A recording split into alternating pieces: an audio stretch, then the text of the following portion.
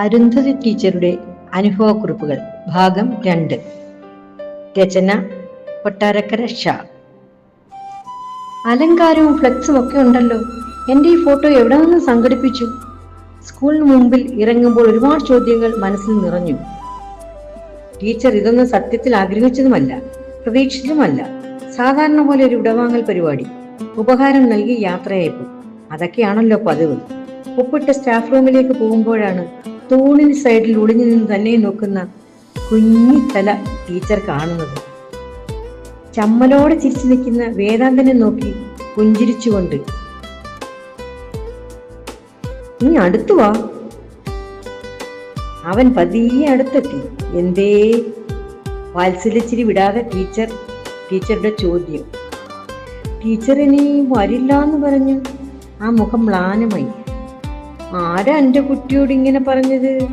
ടീച്ചർക്ക് നിങ്ങളെയൊക്കെ കാണാതിരിക്കാൻ പറ്റുമോ? വരൂട്ടോ." വരാന്തഭിത്തിയോട് ചേർന്ന് കിടന്ന കസേര വലിച്ച് അവൻ അരികിലേക്കിട്ട് അതിൽ പിടിച്ച് മുട്ടിലിരുന്ന് പതിവ് പോലെ ടീച്ചർ അവനൊരു ഉമ്മ കൊടുത്തു. "എല്ലാവരും അസംബ്ലിക്ക് പോയി, പൊയ്ക്കോളും. ഉച്ച കഴിഞ്ഞ് എല്ലാവർക്കും ഉള്ള ലഡു കൊണ്ടുവന്നിട്ടുണ്ട് ടീച്ചർ." അവൻ തലയാട്ടി ചിരിച്ച് കവിള് തുടച്ചുകൊണ്ട് പുറത്തേക്ക് ഓടിപ്പോയി. കൊല്ലംകോടും ഒറ്റപ്പാലവും പാലക്കാട് ടൗണും കഴിഞ്ഞ് കോളേജ് സ്കൂളിൽ സർവീസ് അവസാനിക്കുമ്പോൾ എന്തൊക്കെ മാറ്റങ്ങളാണ് വിദ്യാഭ്യാസ രീതികളിലും കുഞ്ഞുങ്ങളിലും. സ്റ്റാഫ് റൂമിലേക്ക് കയറുമ്പോൾ ജനൽ ഗ്ലാസ് തുടച്ചുകൊണ്ട് നിന്ന ജിമ്മിയോട് ടീച്ചർ, "ആരായി ബഹളം കൂട്ടി കുട്ടികളെ അറിയിച്ചത്?" "അതാ അനീഷ് മാഷ്ടെ പരിപാടിയാ, 4 വേറെയും എന്തൊക്കെയോ ഒപ്പിക്കുന്നുണ്ട്. ടീച്ചറുടെ സെന്റ് ഓഫ് അടിപൊളിയാക്കാൻ വാട്സാപ്പിൽ കമ്മിറ്റിയൊക്കെ ഉണ്ട്."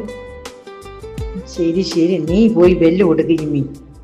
അത്ര സുഖത്തിലല്ലെങ്കിലും സന്തോഷം പുറമെ തോന്നിക്കുന്ന നിറഞ്ഞ ചിരിയോടെ അരുന്ധതി ടീച്ചർ സ്റ്റാഫ് റൂമിനകത്തെത്തുമ്പോൾ എല്ലാവരുടെയും മുഖത്ത് മ്ലാനഭാവം.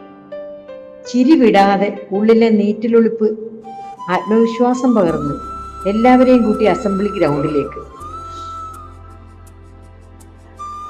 അവസാന ദിവസമായിരുന്നിട്ടും 2 പീരീഡ് ടീച്ചർ ചോദിച്ചു വാങ്ങിയത് മനഃപൂർവ്വമായിരുന്നെന്ന് സഹപ്രവർത്തകർക്ക് അറിയാമായിരുന്നു. 2ാം പീരീഡ് അറിയാൻ മതി. ബോബൻ സാർ ഒഴികെ എല്ലാവരും ക്ലാസ്സിലേക്ക് പോയി. ബോബൻ എന്തോ നോട്ട്സ് തയ്യാറാക്കുന്ന തിരക്കിലായിരുന്നു. അപ്പോഴാണ് ജനലിനടുത്തൊരു കുഞ്ഞു തല. വേദാന്താണ്. ചോക്കെടുക്കാനെന്നും മറ്റും കാരണം കണ്ടെത്തി ക്ലാസ് ലീഡർ സ്ഥിരമായി സ്റ്റാഫ് റൂമിൽ വരാറുണ്ട്. എൻ്റെ ഉമ്മയാണ് അവൻ്റെ ലക്ഷ്യം. രാവിലെ കിട്ടിയത് പോരാ, അവന് മുഖത്ത് ഞാൻ പോകുന്നു എന്ന സങ്കടമുള്ളതുപോലെ.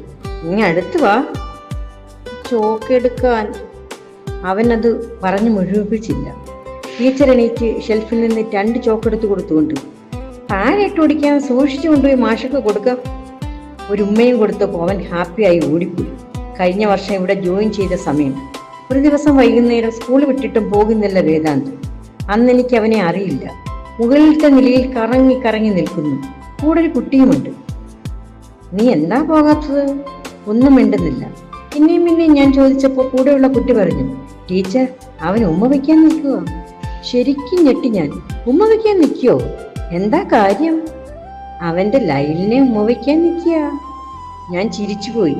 3ാം ക്ലാസ്സിൽ പഠിക്കുന്ന കുട്ടി, ലൈൻ 2ാം ക്ലാസ്സിൽ.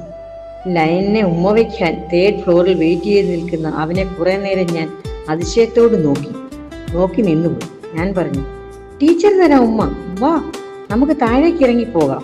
ടീച്ചർ അവനെ നയത്തിൽ താഴേക്ക് കൂട്ടിക്കൊണ്ടുവന്നു. "തുടരും."